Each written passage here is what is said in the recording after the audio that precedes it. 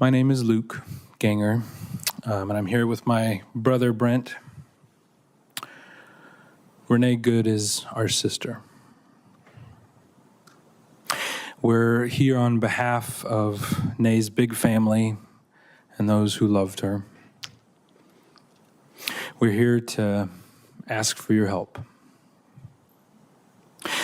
I was talking to my 4-year-old last week when she noticed I was not doing well. I had to come here today and talk to some important people. She knows that her aunt died and that somebody caused it to happen. She told me that there are no bad people and that everyone makes mistakes. She has Nae's spirit.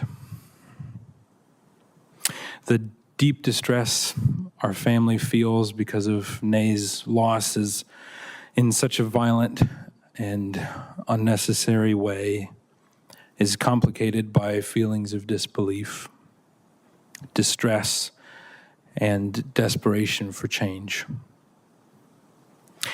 In the last few weeks, our family took some consolation, thinking that perhaps Nae's death would bring about change in our country, and it has not. The completely surreal scenes taking place on the streets of Minneapolis are beyond explanation. This is not just a bad day or a rough week or isolated incidents. These encounters with federal agents are changing the community and changing many lives, including ours, forever. And I still don't know how to explain to my 4-year-old what these agents are doing when we pass by. Our family is deeply grateful for the outpouring of love and support from the community in Minneapolis and from people across the country and around the world. The prayers and words of support have truly brought us comfort, and it is meaningful that these sentiments have come from people of all colors, faiths, and ideals. That is a perfect reflection of Renee, who carried peace, patience, and love for others wherever she went. Our family is a very American blend. We vote differently, and we rarely completely agree on the finer details of what it means to be a citizen of this country. We attend various churches and some not at all. And despite those differences, we have always treated each other with love and respect. And we've gotten even closer during this very divided time in our country. And we hope that our family can be even a small example to others, not to let political ideals divide us, to be good, like Renee. But the most important thing we can do today is to help this panel and our country understand who Nae is and what a beautiful American we have lost. A sister, a daughter, mother, a partner, and a friend.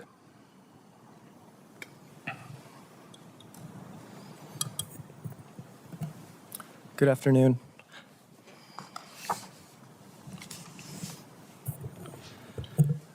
My name is Brent Ganger, and I'd like to share some thoughts from the eulogy that I gave on my sister's behalf this past Saturday. When I think of Renee, I think of dandelions and sunlight. Dandelions don't ask permission to grow.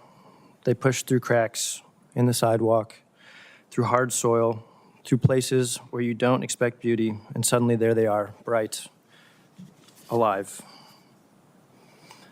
unapologetically hopeful. That was Renee. And sunlight, warm, steady, life-giving, because when she walked in a room, things felt lighter, even on cloudy days. Renee had a way of showing up in the world that made you believe things were going to be okay. Not because she ignored the hardship, but because she chose optimism anyway. She chose to look for what was good, what was possible, and what was worth loving. Nene loved fiercely, openly, and without hesitation.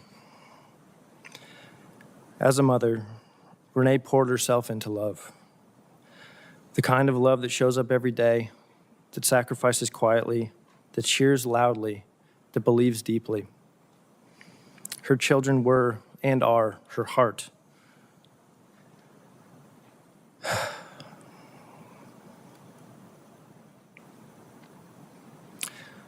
Walking around outside her body. And she made sure they felt safe, valued, and endlessly loved.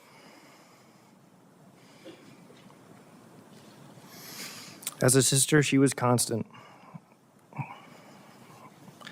Someone you could lean on, laugh with, or just sit in silence beside.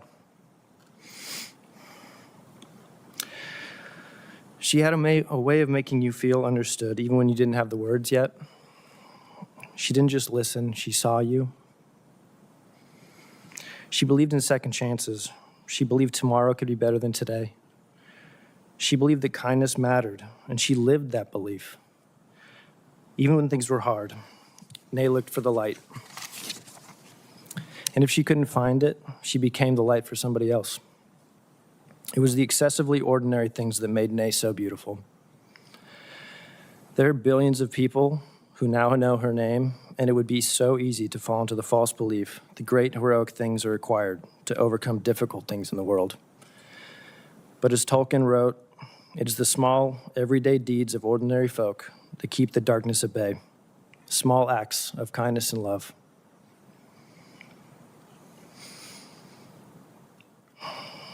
That's why the image of dandelions feels so right. People try to pull them up, overlook them, dismiss them, but they keep coming back, stronger, brighter, spreading seeds of hope everywhere they land. Renee planted those seeds in all of us. In her children,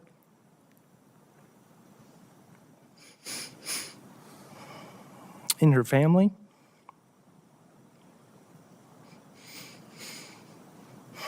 in friends, coworkers, and people who maybe didn't even realize they needed her light at the time. And sunlight. Sunlight doesn't ask for recognition. It just gives. It warms, it nurtures, it helps things grow. Renee did that for us. She helped us grow. She helped us believe in ourselves. She helped us see the good, even when life felt heavy. Renee is not gone from us. She's in the light that finds us on hard days. She's in the resilience we didn't know we had until we needed it. She's in the laughter, the memories, the love that continues to grow. Like dandelions, like sunlight, and like Renee. Thank you. Thank you. Thank you, Brent and Luke, for that really powerful appeal to the nation's conscience.